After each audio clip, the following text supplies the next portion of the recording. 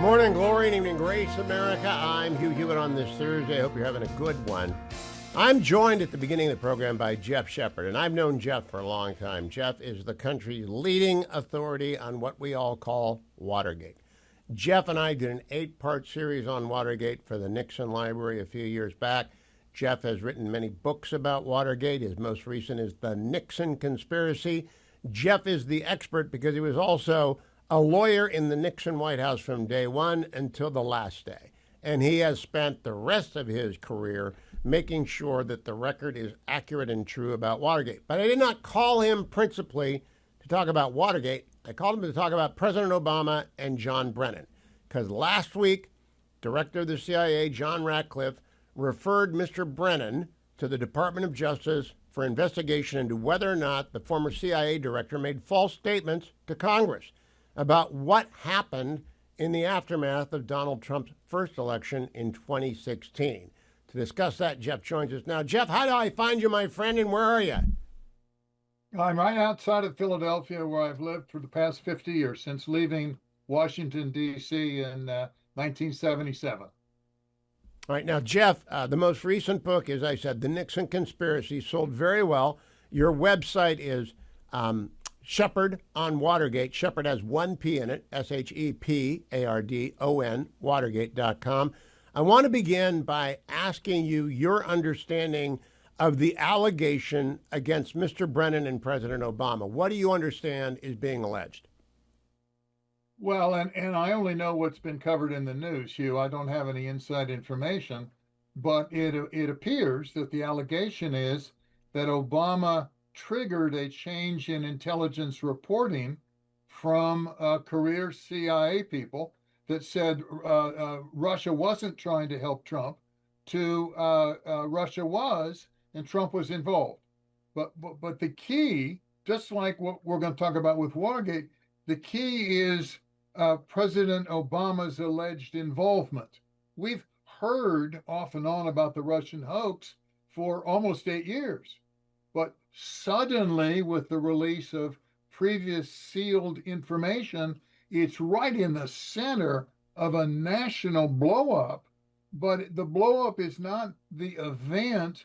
The blowup is the apparent proof, not known to me, but the written proof of Obama's involvement. And if I may, that's roughly what happened in Watergate. Watergate had been ticking along for 2.5 years. It was well known that Bob Haldeman and John Ehrlichman, the president's two top advisors, had approached the CIA and convinced them to tell the FBI not to interview two people. That was known. It was considered to be a little embarrassing, but harmless, because when the FBI did interview them, nothing came of it. But suddenly, on August 5th, we released a tape. 1974, August 5th, 1974. I'm sorry, 1974. Nicknamed the Smoking Gun. That what we didn't know had happened was Haldeman ran the idea past President Nixon before they talked to the CIA. And it was Nixon's involvement that blew across the nation, resulted in his resignation 3 days later. I mean, it was... So obviously the big difference is President Obama has been out of office for 9 years. At the time, President Nixon was accused of manipulating the CIA, and I'm going to have you unpack that. He was the president, so there was much more interest in it. But President Obama remains at the center of political events in the United States. His legacy is very much up for grabs. This is a huge story for history, maybe a story for next year's political cycle as well. Let's start by clearing up what Nixon actually did and whether it ought to have excited the uproar that it did. It actually excited. It led to his resignation after the release of the Smoking Gun tape. Sure. And we start, there's a break-in on June 17th, 1972. 5 people are arrested on site. Nobody has ever alleged Nixon knew about that proposed break-in, but some pretty senior people on his campaign did. So you had the break-in and then you had the cover-up. And the cover-up collapsed and infected lots of Nixon's people. And that's really what people think of when they think of Watergate. But back to the end, there turned out there were tape recordings made in the Oval Office, big litigation over whether those had to be turned over. The Supreme Court ruled they did. And so Nixon's lawyers, for the first time, heard this one key tape from 6 days after the break-in, back in June 23rd, 1972. I'm pretty familiar with the tape because I'm the third person to hear it. I prepared the transcript, and I'm the one that called it the smoking gun. Now, I was just Oh, I didn't know that, Jeff. I'm sorry? I didn't know you called it the smoking gun. I labeled it the smoking gun. My name appears only one time in Woodward and Bernstein's book, The Final Days, and they're trying to trace back who came up with the name. And the last quote is one of the speechwriters said, "I first heard it from Shepard." And Okay. I was keen off of Fred Bizart. He was the counsel to the president. And when he heard the tape, and the president didn't want anybody to hear that tape, but when the court said it had to be turned over, he said to Fred, "You go listen to that tape, there may be a problem." And Fred misunderstood. He misinterpreted this key tape. And it's taken 40 years for that to come out, that it was misunderstood. But when the lawyers heard it, they demanded it be released. It's the president clearly agreeing with Haldeman's suggestion. They don't want to interview these two people. The way to turn off the FBI is to get the CIA to tell them it's one of their gambits. Don't interview these two people. But pretty bad. Did those two people? Justice. Let me put it this way then. Sure. Is there a parallel between Nixon and Obama that legacy media ought to be scrutinizing right now very closely? Well, it seems to me that it's the opposite. But again, I know Watergate and I'm no inside expert on today. The way I understand it is the CIA report was there was no Russian involvement in trying to throw the election for Trump, and they reversed that. They asked for a new study, and everybody insisted on the Steele dossier. I mean, the top Clapper and Brennan insisted on the inclusion of that disreputable dossier and turned the whole thing around. That's not what happened in Watergate at all. In Watergate, what had happened, which was an effort to protect the identities of two Democrat donors who'd given money to Nixon under pledge of absolute secrecy. That's what they were trying to keep from coming out, had nothing to do with Watergate.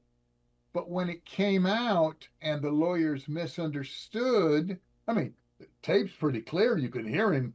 You can hear Nixon concur in the idea of getting the CIA to turn this thing off. When that came out, Nixon's support evaporated. And as I mentioned at the beginning of the show, 3 days after that tape became public, he resigns in disgrace.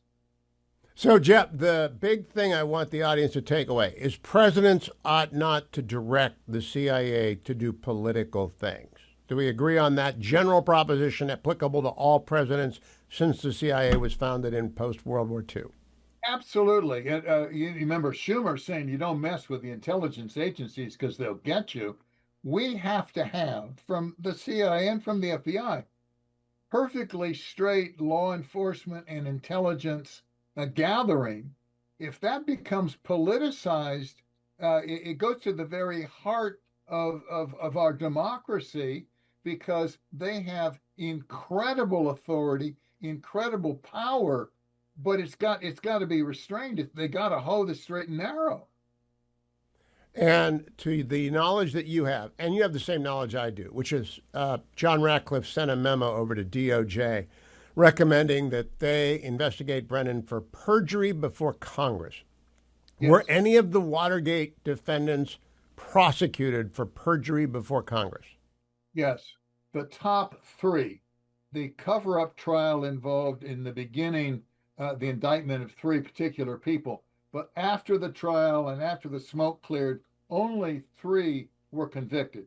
Nixon's top people, John Mitchell, who was his attorney general, Bob Haldeman, who was his chief of staff, and John Ehrlichman, my boss, who was the head of domestic affairs.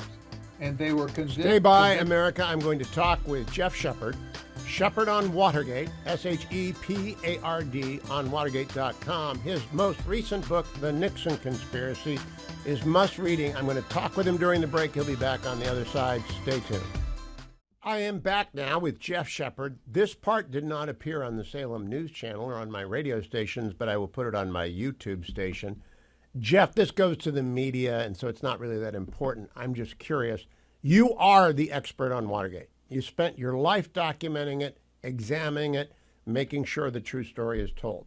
Since the referral of Brennan by Ratcliffe to the DOJ, has any legacy media outlet, major legacy media outlet, contacted you to discuss the parallels? Oh, no, indeed. No, legacy media has contacted me. You know me, and you know what I know, and you can see the parallels. But I don't think I will be contacted by legacy media. They don't want my part of the story. It's not deemed helpful because it shows parallels to what went on in the past. Now, I believe we will eventually see John Dean on many different stations saying, oh, this is nothing compared to Watergate. Watergate was far worse, because I think John Dean's a liar, and I think he makes money off of this. What will John Dean say? I just want you to kind of predict. You don't know. What do you think he'll say about my argument that there's a parallel here that people ought to be aware of? Oh, I think he'll deny it. He will say no. Watergate was theft of democracy and all these terrible things. Today, this is a trifle, a bagatelle. This is Trump and his people trying to make something out of nothing. Jeff, you used the word bagatelle. You said bagatelle. We have Steelers fans listening. They won't know what a bagatelle is. So do you want to explain what that is? Well, it's a trifle. It's something very, very small. It's as Pat Moynihan said once about the peace dividend, it's as effervescent as the morning fog over San Clemente. Now, I actually don't think that. I don't know if it's true, but if it's true that Brennan manipulated this so as to make it appear that the Russians were actively seeking to elect Trump, will it be significant if Obama ordered him to do it or if Brennan did it on his own? It's significant either way. The tide has been rising around John Brennan and Clapper and these senior people from the Obama administration who keep hanging around and denouncing Trump. And what they did is coming to light. And over time, this is one thing that was very interesting about Nixon, Hugh. He always believed the truth would come out, that there was no sense in trying to cover it up. It's going to come out. And what's happening today, and what we're seeing, is the truth is starting to come out. Now, in my view, it's taken 50 years for the truth to start to emerge about Watergate. And this Russian... Jeff, we're going back on the full network. Welcome back, America. I'm Hugh Hewitt. My guest is Jeff Shepard, Esquire, and you can follow him on X at GEOFF Shepard with 1P ESQ at Jeff Shepard Esquire. He's the country's leading authority on Watergate, and there is no second place. It's just Jeff.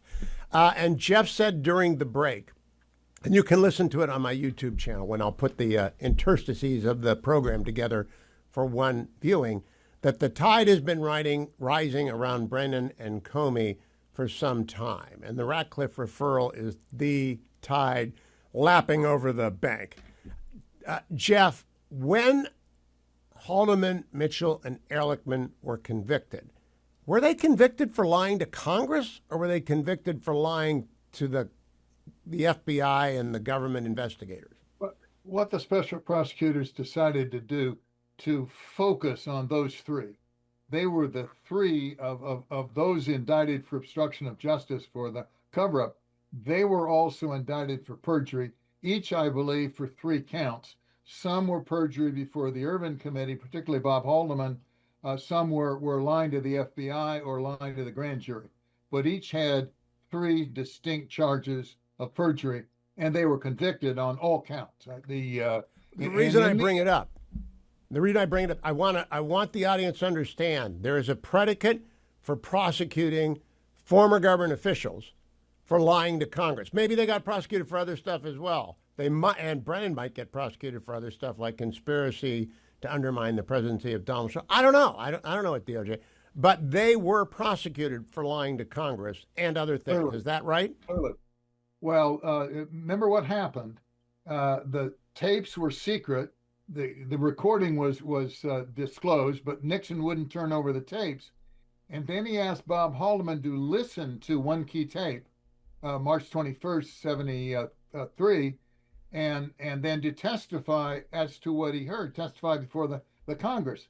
And Bob said, well, here's what it said, and here's what it said, and here's what it said. And at one point, Nixon says, we could do it, but it would be wrong. And he said that, so he really didn't authorize payoffs to Watergate burglars. What did HR lie to Congress about? Absolutely. He misinterpreted the tape. When that comes up on the tape, he's saying we shouldn't offer clemency to one of the burglars. We could do that, but we shouldn't do that. That would be wrong. And they charged him with perjury for mixing up or adjusting the order of Nixon's comments on that tape. That would be a very hard charge to make, but in those days, the trials were in Washington, D.C. It's so heavily Democratic, and the judge was so biased against the Watergate defendants, they really didn't stand a chance. Now, I want to come to your petition in a moment, but I want to ask you one more question. I do not believe President Obama ought to be charged with anything because I don't believe we ought to pursue former presidents. It's not in the best interest of the country, no matter what we find. I don't think he ought to be prosecuted. Nixon was pardoned by Jerry Ford, not because he was necessarily guilty of anything, but because it was in the best interest of the country to put it behind us. So I don't want to go after Obama, and I don't want to summon Jill Biden before the committee. I just think it's tawdry. What do you think about that proposition, Jeff? Well, thank you for saying that, Hugh, because that I echo your feelings precisely. I want to see improper conduct by the heads of the CIA and the FBI prosecuted to the full extent of the law. That's open season. But I don't think we have an interest in going after the former president, whether it's Biden or Obama. I agree that's tawdry, and it's tangential. It really isn't what's coming out so far. It is analogies and connections, but this is one of those conspiracy theories where you really got to watch it because they make leaps of faith that don't exist. Now, Jeff, what have you filed with DOJ? Because we only have 3 minutes left, and I want people to know what you have filed with DOJ. Well, in the course of my 20 years of examining the internal records of the Special Prosecution Force, I've come across written proof of secret meetings with the judges, 3 separate federal judges, suppression of exculpatory evidence that would have helped the defendant that the prosecutors had, they didn't turn over, misrepresentations and falsehoods made to the grand jury and to the Congress. And I've concluded that the government cheated in getting Nixon and his top assistants, and justice requires that be recognized.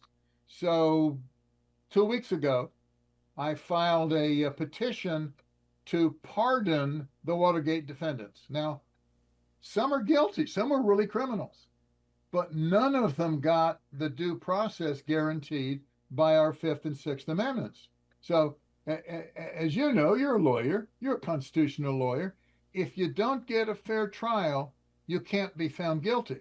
And the prosecutors cheated, and it's all over their records. You go on my website, and there's got to be 100 internal memos that document they hated Nixon so much, they hated his people so much, and they were so partisan. They cut all these corners in order to secure to drive Nixon from office and to secure convictions against his top people. And it's there in the written record. Now, come back to debate to today. We may find a lot of stuff coming out over time, and this last week's disclosures were certainly a bombshell. But I hope the focus of Congress, focus of the Department of Justice, is on the CIA and the FBI for what they appear to have done in order to get Trump. Well, what I hope, Jeff Shepard, is that someone at the Department of Justice sees this or hears this and calls you up and asks you to join the strike force so that they get history's perspective. You kept your law license going, haven't you, my friend? Yes, indeed. Okay, special counsel Jeff Shepard, you're looking at him, America. Attorney General Bondi, that's the guy you want right there, Jeff Shepard. Well, go to Shepard on Watergate. He will know the law. He will know what CIA directors can and cannot do. He will know what presidents ought to do and ought not to do. And Jeff, I thank you very, very much. Jeff Shepard, again on X, at Jeff, Geoff, Shepard, 1P, ESQ, at Jeff Shepard, Esquire. Thank you, Jeff.